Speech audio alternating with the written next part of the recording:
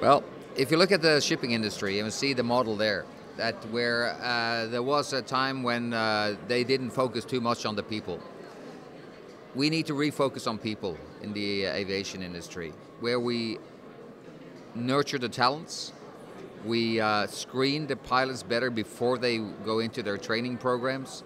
We make a whole career for them. We make them airline ready already from the start.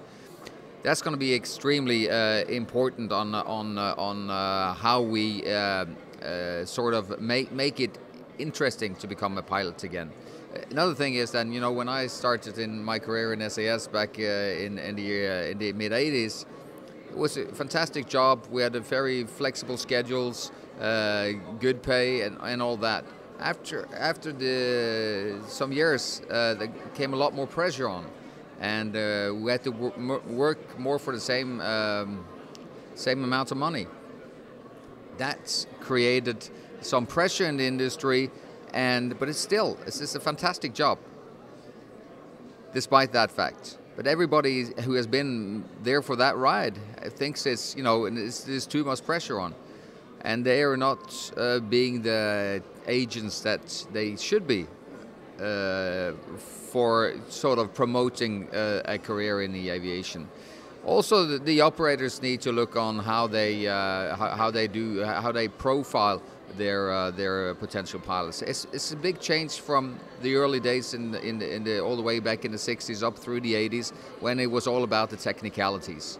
When a pilot, he was to stay in the cockpit and just do that. Today, it's a much more leadership, much more commercial attitude towards the job, and by promoting that, I think that you can reinvent the people wanting to get into this job, because it is fantastic. You get to fly all over the world, you get good pay, and you get to fly fantastic machinery. So, but we all need to take responsibility for all these changes, and it all starts with education. Highly academic approach to the training and to the screening.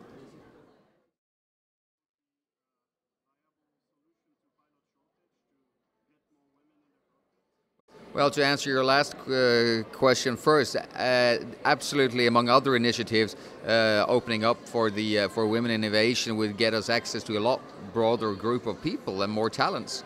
You look at Ireland in the early 2000s, when they fueled their economy and became the Celtic Tiger. It was for two reasons. They set down their tax rates and they introduced women into the workforce. Same in aviation, only 7% of the women are flying in the cockpit today, out of a potential 49.5%. So give us access to a lot more talent, and that would really help sort of fueling the amount of talents that we have available for the industry.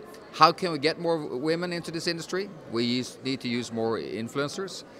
We need to use more role models that pilots, women, female who are pilots today, that they promote this job as the fantastic job it is.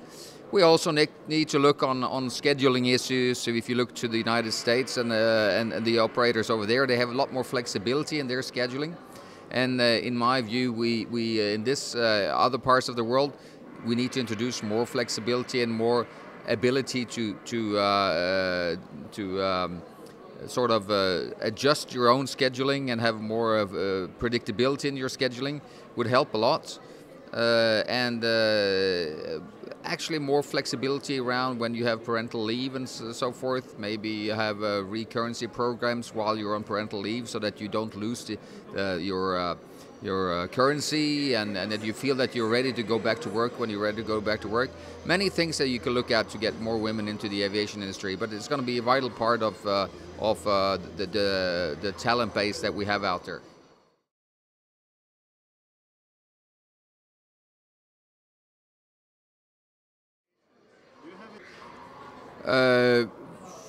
You know, OSM Aviation, where we see the whole airline career path as an opportunity, where we actually now take responsibility from training them all the way from day one, from initial training, ab initio training, through the type rating training, through conversion training, and then into an airline where we actually also do management. We are responsible for the recruitment, for the training and the management and planning and execution with the airline. That's an excellent initiative on how to deal with the future of pilot careers, and that will actually work.